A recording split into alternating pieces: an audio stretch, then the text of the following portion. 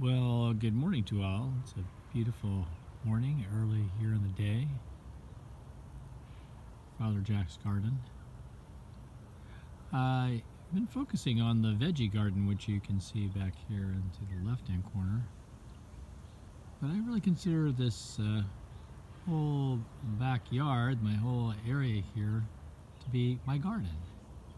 I have my veggie garden, my veggie portion of the garden, and then I've got my lawn, my restful garden area. And as you can see around the perimeter here, I've got the fruit trees in my garden. I'm going to just take a little moment this morning to focus on the fruit trees, because when you're growing your garden, you want to have some good fruit trees, so you can produce good fruit in your life. I've got a number of different trees here. This is my lemon tree. See, the lemons are green right now. They're just beginning to grow for the new year, for the new crop. The citrus primarily gets ripe in January. The oranges and the lemons and tangerines. Some of the grapefruits, and some of the grapefruits get ripe in more like February. And then there are some oranges that ripen later. The navels ripen in January, and they're very sweet, the navels, eating oranges. And the Valencias get ripe more like in April. And I have a Valencia tree, I'll show you in a minute. So I have a lemon tree, and then right now it's July, and July means it's time for peaches. That's right. Here I'm going to show you my peach tree here. You can see the peaches, beautiful clusters of them hanging down from the branches. There's a shot to give you an idea of the abundance of the peaches on my peach tree here. They are just loaded. These are Alberta peaches, and they're a type of what's known as freestone variety. The stone, of course, is the pit, the big seed inside the peach. Freestone means that the stone comes out easily. It comes out free.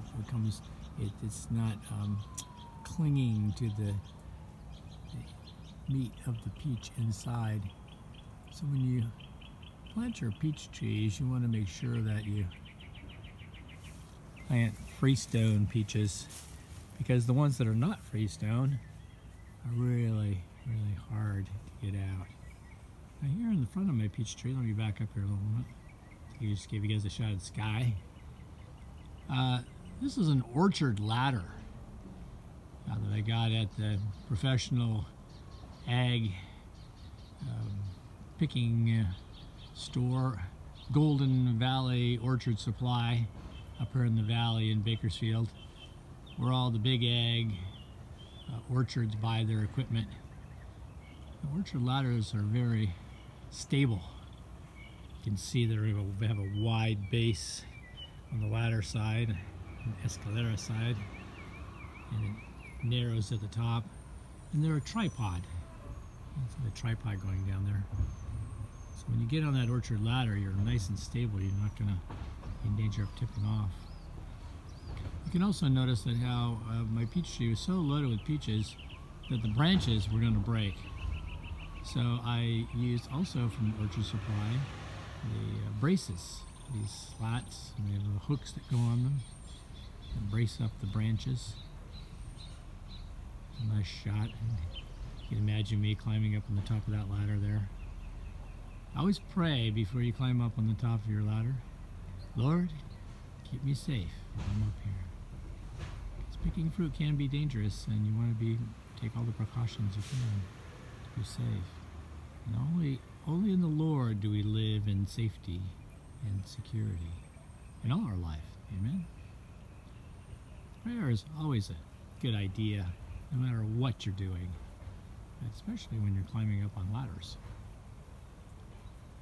Next to my peach tree, I'm an Asian pear.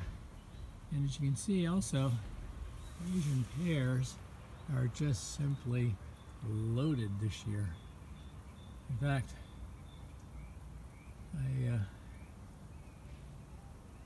I'm wondering if I shouldn't have thinned them. I didn't mention earlier, but peaches need to be thinned in the spring. They come out with about 5,000 peaches on the tree. You have to take and thin them back. And believe it or not, I actually did thin the peaches on that peach tree this year.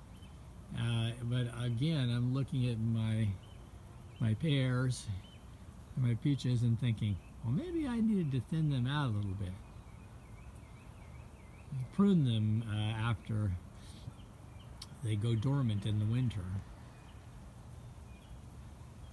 Just like the Lord prunes our lives from time to time so that we become more fruitful. This is a little sour cherry tree here. It's 3 years old, and it's just shooting out some nice branches there. You see that? It's not really producing cherries yet. When you plant your fruit trees, always keep in mind that it's going to take 3 to 5 years for them to really start producing. So you have to be patient. Gardening is a patient activity. And growing orchards in your garden is a very good exercise in that patience. You just enjoy, keep the trees watered and growing good, lots of fertilizer, and then you wait patiently for the crop. Now back here, as we've seen before, is the magnificent fig tree. This fig tree is, I don't know, maybe 50 years old, and it is incredible. They say in Spanish, increíble. In here you can see the figs. Now these are actually figs that are known as brown turkey figs. What a delicious name, huh? Hey, would you like to have a nice brown turkey fig today? Ah! They actually turn purple when they get ripe. I think they call them brown turkeys because they actually came from Turkey to begin with, and to distinguish them from the black mission figs. Now this is the second crop of the figs. Figs grow 2 crops. The first one, the figs are larger, a little more meaty, and really sweet. And you don't get quite as many, but on the second crop they're smaller, more dense, and the tree is just loaded with figs. Loaded with figs. These are going to be coming in around 1st of July. First crop is already done, comes in June.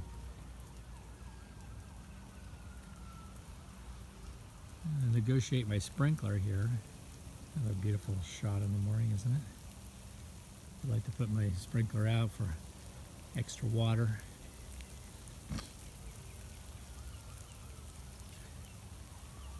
Early in the morning, you can really soak in. Back in the back then, here's my Valencia orange. You can see, just like the lemon tree, the oranges are little green oranges right now. They're just, they set their fruit in the spring, and then they grow slowly all through the year. It takes them about a year before they turn into oranges. These are Valencias. They won't be ripe until next April. The Valencias are an interesting variety of orange. They're juice oranges. They're sweet and loaded with juice, and not real heavy on the pulp, on the meat in the inside. And so when our oranges, our Valencias come in, we juice them and freeze them in quart jars in the freezer, and then we have wonderful orange juice for months and months ahead. The other phenomena with the Valencia, and many of your citrus trees are like this, is they produce every other year. They have an abundant crop, a huge crop, which we're looking at now, and then in the off year they'll only have just a few little oranges here and there. So at first, when I was growing my garden and my Valencia tree, I thought, what's wrong with my Valencia tree? There's no oranges. Until I learned that, it's an every other year rotation. The next year came back loaded with blooms, loaded with oranges. So this past year was an off year, a small year, and the year ahead is going to be a year of great abundance of oranges and orange juice. Just want to wrap up here with just a quick shot of the interior of the fig tree, because it is truly amazing to see this gnarly fig that has been growing for so long. You see the size of the trunk on that thing? You know, that's maybe about 2 feet around, and the branches. I've trimmed the fig tree back numerous times. I've sanctified the fig tree, and it just explodes back in growth every time, every year. So I hope you have enjoyed our little tour of the fruit trees here in my garden. The garden encompasses the entire back yard of my house. I walk on back past the veggie garden here on the way back. The fruit trees are planted and designed to produce at different times of the year. So as we talked about, the citrus is going to produce in January, the fig tree June, and then the second crop in August.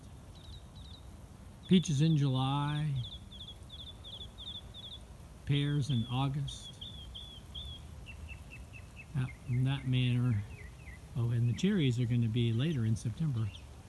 So in that manner, we have fruit coming in consistently through the time going by. We're not overwhelmed with it all at once. Puts me in mind of the 12 trees of fruit trees planted by the river of life in Revelation, each bearing their fruit in their season. In a lot of ways, we're like that in our lives, aren't we? We're like fruit trees. God plants us next to His river, the river of His life, and we produce fruit each in our season as He has designed us. And so that's all from Father Jack's garden this morning. I hope you have a great day, and bless you. God bless you. And we'll see you next time.